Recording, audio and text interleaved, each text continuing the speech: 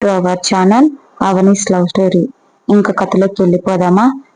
Romantic hero part 9 లోకి వెళ్ళిపోదాం.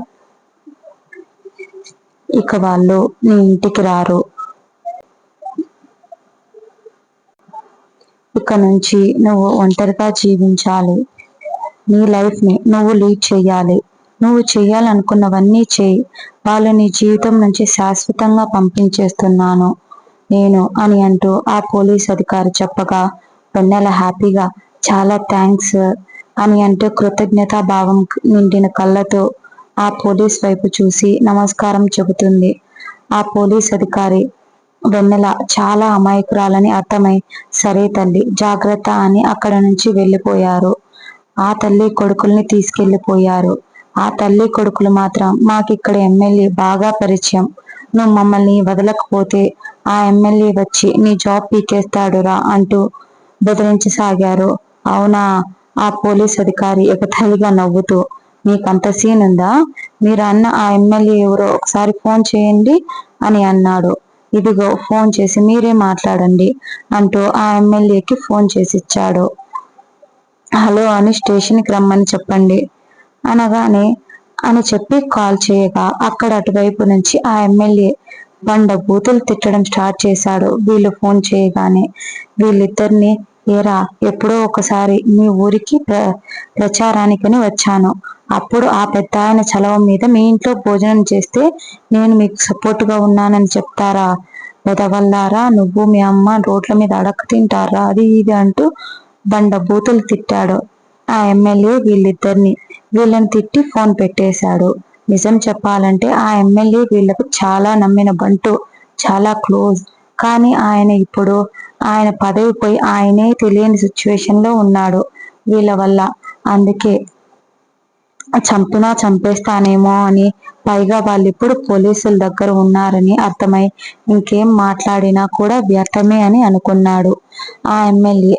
అప్పుడే 1 గంట ముందు తనకు ఫోన్ రావటం, సెంట్రల్ నుంచి ఫోన్ రావడంతో ఆత్రంగా తనకు రావాల్సిన ప్రమోషన్ గురించి కాల్ చేస్తున్నారేమో అని కాల్ లిఫ్ట్ చేశాడు.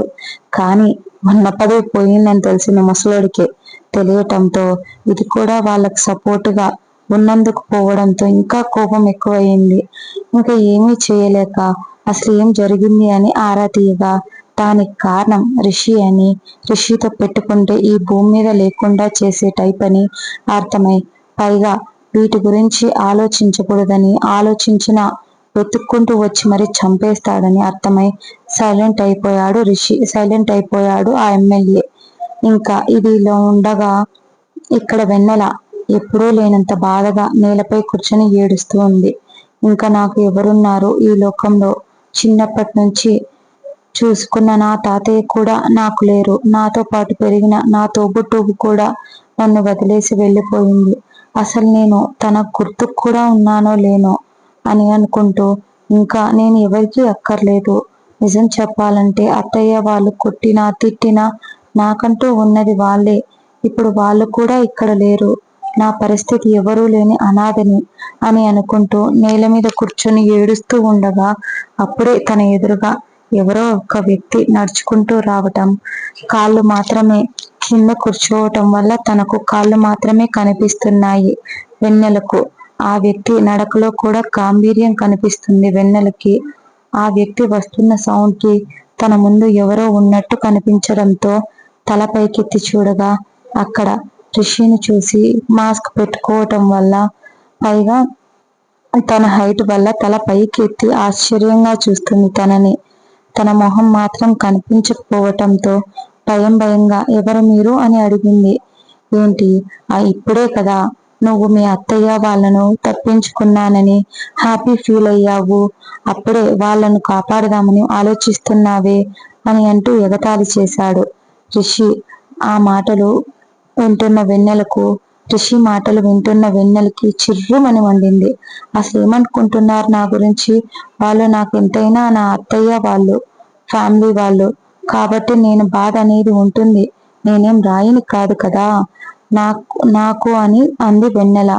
ఓహో అవునా, ఇందాక ఈ కోపం ఎక్కడికి పోయింది? వాళ్ళతో అంత సైలెంట్ గా సమాధానం చెప్పావు ఏంటి ఎవరూ లేకపోతే ఉండలేవా? ఇప్పటిదాకా నువ్వు అందరూ ఉన్నట్టు ఉన్నట్టు అనుకున్నావా? ఏంటి ఇప్పటిదాకా నీ దగ్గర ఎవ్వరూ లేరు, నువ్వులాగే ఒంటరిగానే ఉన్నావు అనుకో, ఇప్పుడు కూడా ఎవరు ఉండరు. ఒక్కసారి ఆలోచించుకో. నువ్వు ఎవరితో అయినా కాలేజ్లో అయినా కనీసం తలెత్తి మాట్లాడతావా? లేదు కదా అని అడిగాడు రిషి. దానికి వెన్నెల ముభావంగానే నాకు కొత్త వాళ్ళతో మాట్లాడాలంటే భయం అని అంది అమాయకంగా. దానికి రిషి నవ్వుతూ, ఓకే అయితే నా సెకండ్ క్వశ్చన్ మరి, నీకంటూ ఫ్రెండ్స్ ఎవరైనా ఉన్నారా అని అడిగాడు నవ్వును దాచుకుంటూ. దానికి వెన్నెల, నాకంటూ ఫ్రెండ్స్ ఎవ్వరూ లేరు, హరిణి మాత్రం ఉంది.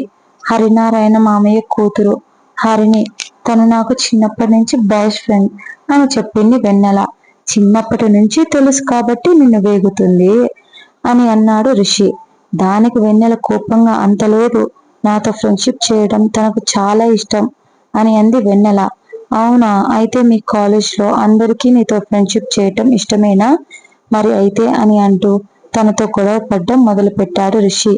ఎలా అంటే ఏదో చిన్న పిల్లాడు గొడవ పడినట్టు తనకు కావలసిందే తన కోపం తెప్పిస్తున్నాడు రిషి. ఇదండి ఇవాళ ఎపిసోడ్. స్టోరీకి కామెంట్స్ కూడా ఇవ్వండి. స్టోరీ ఎలా ఉందో నాకు తెలుస్తుంది కదా. అండ్ ప్లీజ్ సబ్స్క్రైబ్ చేసుకోండి విని అలాగే వెళ్ళిపోకుండా. And bye guys.